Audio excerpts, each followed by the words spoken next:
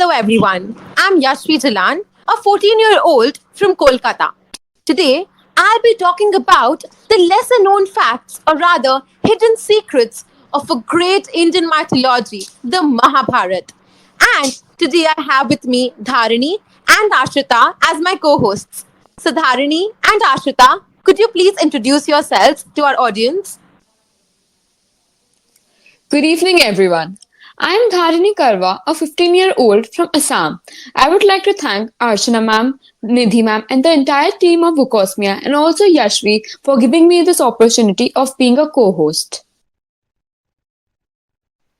Hi everyone, I'm Ashrita from Bangalore. I'm a 12-year-old and I'm really happy and really glad that Archana ma'am and Yashvi allowed me to be a co-host. Really excited to be here. Well, I too am excited to have you both as my co hosts. So, without any further ado, let us begin. We are all aware of Mahabharata. We have heard of this great Indian epic from either our grandparents or parents or someone else. Well, we all know the basics, don't we? That Mahabharata is an ancient Hindu epic where a daughter is a prize in an archery contest, a forest is destroyed to make a new city, God gives an immenseful knowledgeable preaching known as Gita, which is passed on from generations to generations. Now, without any further ado, let us see what are the hidden facts of this Indian epic. So, the first one is the time split for Draupadi. Now, we are all aware of the fact that Draupadi was the daughter of King Drupad, the king of Panchala. Now, Draupadi was forced, rather given an ultimatum to marry five people that were the Pandavas. Those were Kunti's five children: Bhim, Yudhishthir, Arjun, Nakul, and Sahadev. Now, if she is marrying five people, there was a time split for her that each husband would get 1 year to spend with Draupadi. Then she would have to undergo severe penance in order to make herself pure once again. And during the time, no other husband can enter her room. If a person enters a room, then that person would be subjected to 1 year of vanvas, loosely translated as forest life. Well, Dharini, I would like to ask you, as a woman, do you think that whatever happened with Draupadi was correct? I feel as a woman or as a girl of this era, what happened to Draupadi was extremely wrong. Not only this disrespected her emotions and feelings, but subjecting her to only one husband per year is not correct. And also, we don't. Was she allowed to, just sort of express what she had in her mind? Absolutely. I agree with this thing. And Ashrita, what are your views? It was actually corresponding to the times that a woman would be treated as a kind of property, and basically what happened was the father would be like kind of the owner of the woman and would make your decisions for you. And then after you get married, your husband would do that. Here, however, Draupadi was given no choice and had to marry five men. And what's more, she had to spend one year with each of them. And I don't think she even got a choice to choose who she got to spend like time with and stuff. Well, Ashita, you're absolutely correct. Draupadi didn't have a choice in such a case. She was basically told to spend 1 year with each husband depending upon their age. So Yudhishthir, being the eldest, got the first chance to spend a year with Draupadi, followed by Bhim, then Arjun, and then Nakul and Sahadev. Now moving on to our next base of information. Well, relying on this aforementioned fact, we have Arjun's 1 year of Vanvas. So, on hearing this thing, I think all my listeners can easily interpret that maybe Arjun had entered Draupadi's room when she was spending time with one of her other husbands, and because of that, he was subjected to 1 year of forest life. Well, if you're thinking so, you're absolutely correct. Arjun had entered Draupadi's room when it was Yudhishthir's time to spend a year with Draupadi. Well, the reason was quite a big one. Indraprastha was basically the abode of the Pandavas. All the Pandavas, including Kunti, Draupadi, would live in Indraprastha. Well, a Ratsu Yagya is basically a yagya performed by a king when they have to establish a kingdom's sovereignty. And that is exactly what Yudhishthir wanted to do at that point of time. But for the Ratsu Yagya, one had to sacrifice 1 lakh cows. And these 1 lakh cows were coming all the way from Hastinapur. Hastinapur is the place where the Kauravas and Dhritarashtra and all lived. Now, when Arjun got to know that Takshak, the king of all the snakes, had stolen those 1 lakh cows, he basically got enraged. And he knew that in order to fight Takshak, he needed his Gandhiv Dhanush, one of the most powerful bows in the entire world. And unfortunately, that Dhanush was there in Draupadi's room. And if Arjun would have told Draupadi to get it out, then she would have asked him millions of questions and probably wouldn't even let him go. So he had no other option but to barge in into the room, grab the Dhanush, and kill Takshak. Now, rules are rules. So Arjun had to go for a year of Vanvas, and at that point of time, Arjun also married Subhadra, who was the sister of the Yadav clan heir, Lord Krishna. Now, based upon this story, I would like to ask Ashrita that do you think Arjun was really at fault? Was he really guilty? Thanks, but I don't think Arjun was guilty. It was a rule that they had created for a reason. I think it was to stop like enmity and jealousy among them. But then on the other hand, Arjuna had a duty to his kingdom. He had to save the cows so the Rajasuya Yagya would be successful. So I don't think Arjun was at fault whatsoever. However, as you said, rules are rules, and since he broke it, it was right that he had to go to Banvas. Well, Ashrita, you're absolutely correct. Rules at the end of the day are rules. And after all, Yudhishthir was known as the person who always abided by dharma. Dharani, what are your views in this context? I also agree with Ashita, and if asked to me, I would also say that Arjun was not at fault. He was not guilty as he only entered the room to get his Gandhiv Dhanush in order to rescue the cows. Also, I would like to add that had he not been able to get the Dhanush, he wouldn't have been able to rescue the cows.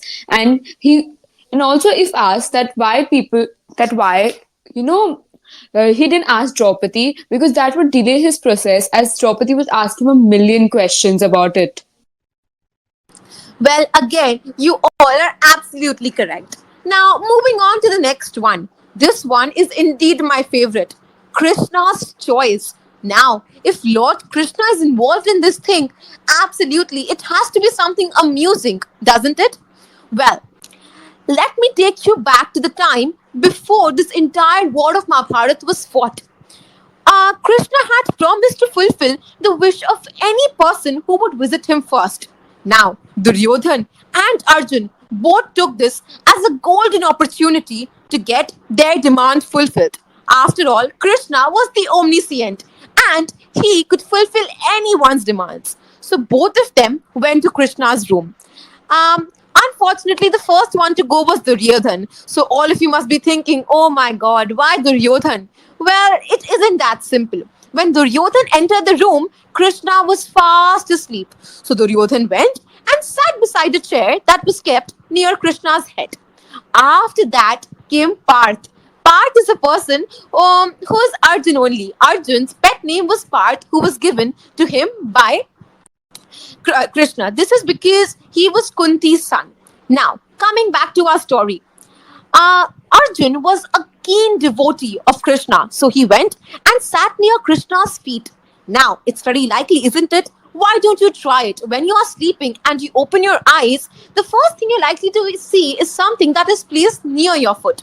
So, using the same logic, Krishna first saw Arjun, and as per his condition, whoever he would see first, he would fulfill the wish of that particular person. So, when he saw Arjun, he asked for his wish. Duryodhan quarreled upon this thing, but he had no option. He had to accept his defeat in front of Krishna because he did give him some tactful answers to his questions. Now, when Krishna asked Arjun that Parth, what is it that you demand? Then Parth said, that what can you give me? So Krishna said, I only have two things to give you. One is my immensely large Narayani Sena, that is the army, and the other one is me myself, a person who has sworn not to charge arms against any person. So Duryodhan was hoping in his mind, his hands and his legs all were crossed, thinking that I wish that this senseless Arjun chooses Krishna, not the army. And all Arjun wanted was Krishna's guidance. So he chose Krishna's company. And Duryodhan was very happy and he chose the Narayani Sena. But his happiness didn't last that longer. So, Dharani, do you think that Krishna's choice was well planned? And if yes or no, why do you think so? Well, if asked to me, I would say that Krishna's choice was well planned because he knew Duryodhan being more sort of a fool, so to say, he would choose the army as it had more strength in the number of people and also his wish to help the Pandavas and which would give Arjun the last choice to choose, last choice aka the second choice, which is choosing Krishna, would help him choose the Pandavas, which lead to him helping the Pandavas like he wanted to. Well, you're absolutely correct. Krishna knew about Duryodhan's cunning plan and he didn't want the risk of making Duryodhan choose him first. So maybe if there was a change in fate and Duryodhan would have chosen Krishna. So, Ashrita, what do you think? I agree with Dharmini, but I also think that Krishna knew that, how arrogant Duryodhana was. He would never sit at Krishna's feet, whom, on one incident, he actually called him a cowherd. So, he had no respect for Krishna, but he had respect for power. Krishna already knew that he would choose the army because he was foolish and he thought that, material power was everything. He also knew that Arjuna was humble and respected Krishna. He would sit at his feet, and whether given the choice or not, he would anyway choose Krishna because he valued advice above all. So, Krishna's choice, more than he planned it very carefully. In fact, some sources even say that he wasn't even sleeping, he was just pretending to sleep. This was all pre planned. Absolutely, Ashrita. And I agree with the fact that this could have been just a way of Krishna pretending to sleep so that all the events would have occurred the way he thought. Now, moving on, Krishna breaks his promise. Well, this statement does hold in itself a little bit of amusement, doesn't it? Lord Krishna himself breaking a promise? Well, you must be thinking that what on earth happened that the great Almighty himself had to break his promise? Well, we all know about Bhishma Pitama, the fearless and the amazing warrior who had excelled in all things, be it archery, sword fighting, or whatever you take it. This is because he was trained by Parshuram. Now, what happened is we all know that Bhishma Pitama was forced, rather given an ultimatum, to join the Kauravas and fight against the Pandavas with Duryodhan. Because you see, the Kauravas were very well aware that if they did not have Dronacharya and Bhishma Pitama, they would easily lose the war because they were not anything in front of the Pandavas. Now, Bhishma Pitama was forced to take an oath that either in this entire battle of Mahabharata, he would kill Arjun or make Krishna break his promise. As we have already talked about it earlier, Krishna had sworn that he would not charge weapons against any person. So, if he was being compelled to charge a weapon against anyone, then that would result in Krishna breaking his promise. And this would act as a black spot upon his entire life, saying that the Lord himself has the rights to break promises, then why can't we? Now, coming back. So, Bhishma Pitama did not want to kill Arjun, but it was impossible to break Krishna's promise. So, he had no option but to kill Arjun. Now, Krishna respected the wish of his devotee. After all, Bhishma Pitama was a devotee of Lord Narayan, and Krishna was an incarnation of Lord Narayan himself. So, what happened was on the third day of the fearful war of Mahabharata, Krishna, he took a wooden wheel, kept it in middle of his index finger and ran towards Bhishma Pitama and threatened him to surrender his weapons and not take the risk of injuring any of the Pandavas. By doing so, he had broken his promise. Well, was it really intentional or unintentional? Well, let me tell this to you. This was absolutely unintentional action because Krishna, by doing this, broke his promise. By doing this, Bhishma Pitama had basically fulfilled one of his oaths, and this would not lead to him committing a sin of killing his own descendant. Well, what do we learn from this? That Krishna, the Almighty, can basically break his own promises so that the promises of his devotees are kept safely. So, Ashrita, do you think that Krishna's breaking of his promise represents his love for his devotee, or just a mere action for showing himself or considering himself as a more superior person? I would say that this definitely shows love, but it also means that Krishna knows that Shri Krishna knows that his life as Krishna was just so it was temporary. He would have to die soon. However, as Narayan, sins don't really cause a blot upon him. However, his devotees they're mortal, so they when they're reborn, if they should have a good life, they should not commit any sins. Now, Krishna, he is making sure that Bhishma Pitamaha does not break any promises, as he knows that even if he breaks a promise, nothing shall happen to him. However, Bhishma Pitamaha would be charged with it due to karma in his next life. So this just shows that he just loves his devotees more than himself, and it also shows how wise he is. Well, Ashrita, you're absolutely correct. And Dharani, I would also like to know your views. Well, if asked to me, I would agree with Ashrita till a certain extent. And in my opinion, I feel that Krishna, you know, in my opinion, Krishna had a lot of love for his devotees, and so to save Arjun's life, also he wanted Bhishma Pitama to fulfill his promise. You're absolutely correct, Dharani. Now we have a short story time. Well, aren't you all excited for it? Now, have you ever wondered that be it Krishna or Balram or any descendant or successor of the Raghu clan, or sorry, I mean the Yadava clan, was never a king? He was always a king maker? Well, doesn't that introduce a little bit of curiosity in you? Well, there's a long history to it. There's a long history as to why the incarnation of God Himself never got the privilege to become a king. He always remained a king maker. Now, the reason behind this is a curse. Now, we all know a curse is a way of basically venting out your frustration and immense anger. And a curse is not basically one or two events, it is basically a culmination of many events. Now, let me tell you a story about Yayati's demand. Long ago, there lived Sharmistha and Devyani. They were best of friends. Sharmistha was basically the daughter of the Asura king, and Devyani was the daughter of the guru of the Asuras, Shukracharya. So one day, both Devyani and Sharmistha they went to take a bath in the well, and by mistake, Devyani, who was the daughter of the guru, wore Sharmistha's robes. And then Sharmistha took her pride and accused Devyani of a person who would steal from others and a very jealous girl, and accused him father as a beggar. And she threw Devyani in the pool. After that, there was a person known as Yayati. He was a prince. He came and rescued Devyani.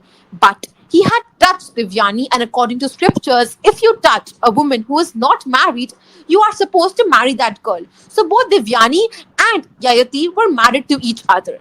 But Devyani wanted to take revenge against Sharmistha. So she went and told to Shukracharya, that was his father, that this has happened to me and I want you to take revenge. So basically, Shukracharya had kept a demand in front of the Asura king that he would only perform all his yagyas if his daughter Sharmistha would act or serve as a maid to his daughter.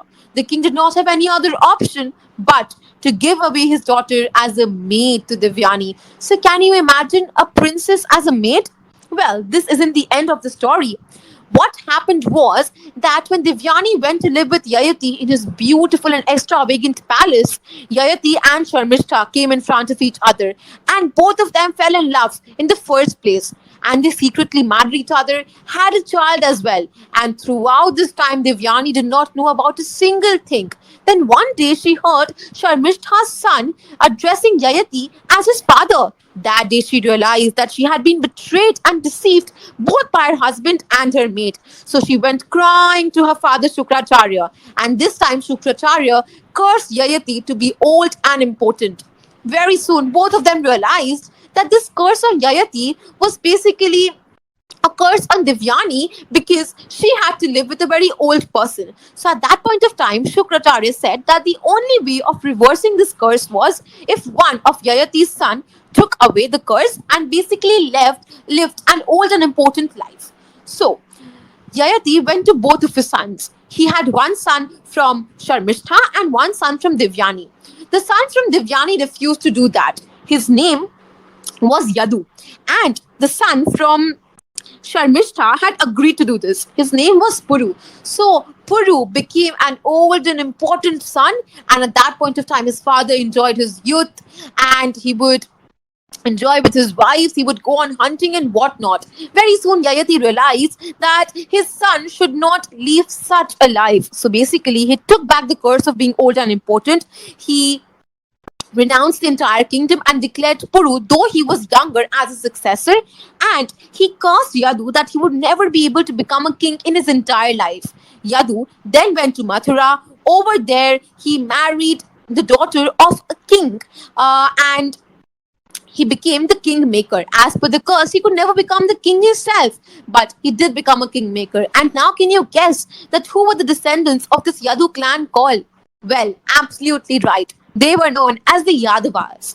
Now, I would like to ask a question from you, Dharani, that have you ever regretted anything in life or a demand in life and you have realized it a bit later? As a growing person and during my age, which is teenage, as children, tend to overthink things. And for me, so to say, I have made decisions in life which, because of my overthinking self, I have regretted because it didn't go the way I wanted it to. But if asked to me, I don't think the regression was meant to be. It was only one or two situations in my life, so to say, that I have regretted, and I feel I've learned and grown from that. So the regret is slowly decreased. Wow, that's great. And Ashrita, what about you? Yeah, I had made a couple decisions that I regretted, but then later I just like after some time I found out that it kind of helped me. So in the short term, it may have caused problems, but now those decisions that I've made are really helping me. So yeah, I have, but I'm happy about them since they help me now. Wow, that really is a very optimistic view. Now, before we end this podcast, I would like to suggest a few books to all the readers who like mythology. One of them, which I recommend the most, and I would also like to say that I found a lot of my potions and hidden secrets from this book. It is titled as The Jaya Mahabharata, written by none other than Deedat Patnaik. We also have a book known as The Gita for Kids by Rupa Pai and also Mahabharata, A Child's View, written by Samitha Ami. Both these books are for children and they can read it easily. Another book that I would like to recommend for those people who would like to go into the depth of this entire system of Mahabharata is a book written by Ami Ganatra, Mahabharata Unraveled. All these books are amazing and I have personally read all of them. So I'm sure that you all will love it. So, without any further ado, I would like to come to an end of this podcast.